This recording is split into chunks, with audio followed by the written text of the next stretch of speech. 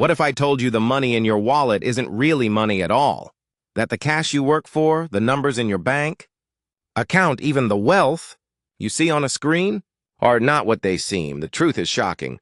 Most money doesn't exist in any physical form.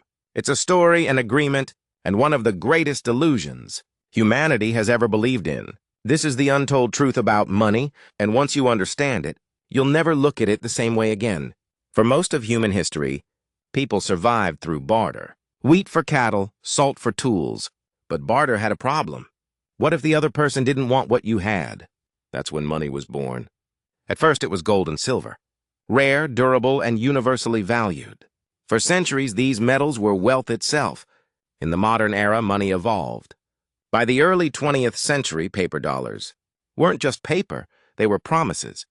Each note could be exchanged for real gold in the vaults of the U.S. Treasury. This trust gave the dollar unmatched power, turning it into the backbone of global finance. But in 1971, everything changed. President Richard Nixon ended the gold standard. From that moment, the dollar was no longer tied to gold. It became fiat currency, money backed by nothing but government decree and collective trust. Your dollars weren't connected to something physical anymore. They were backed by belief. And here's the hidden part. Banks don't just store money, they create it. Through something called fractional reserve banking, a single $1,000 deposit can become $10,000 in loans. That extra money didn't exist yesterday. It was created with a keystroke, and it enters the world as debt. That's the secret design. Money itself is debt. For every dollar in circulation, someone owes $1 plus interest. This system can never be fully repaid. It requires endless borrowing and credit cards, mortgages, national debt, all feeding the cycle. This also explains inflation.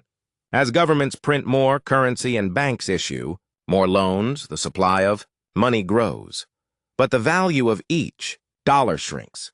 The same item that once cost $1 might cost 10 today, not because it became more valuable, but because your money lost power. And here's the scary part. If everyone tried to withdraw their money at once, the system would collapse instantly. The cash simply isn't there. Most of it is digital. Numbers on screens, nothing more. The system works only because we all agree to believe in it. So why does money still hold power?